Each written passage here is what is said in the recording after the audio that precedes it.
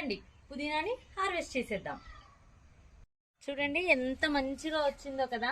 So winter లో పుదీనా చాలా మంచిగా వస్తుందండి, ట్రస్ట్ మీ.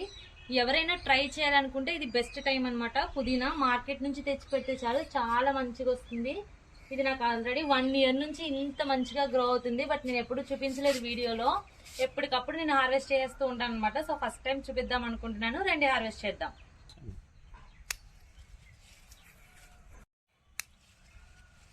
ఇది కట్ చేసే కొద్దీ చాలా బాగా వస్తుందండి. మనం ఎంత ప్రూన్ చేస్తూ ఉంటే అంత మంచిగా గ్రో అవుతుంది పుదీనా అనేది. సో కంపల్సరీ ట్రై చేయండి.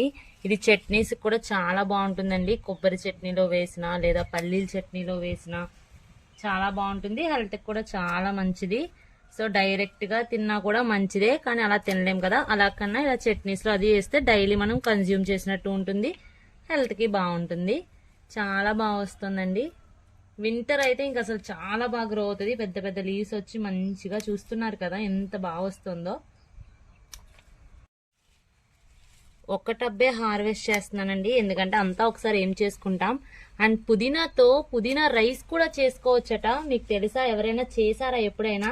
సో నేనైతే ఒకసారి చేశానండి, మా ఫ్రెండ్ చెప్పింది నాకు. బాగుంటుంది టేస్ట్, చాలా డిఫరెంట్గా తినాలి అనుకున్నప్పుడు పుదీనా రైస్ లాంటివి ట్రై చేయొచ్చు అన్నమాట.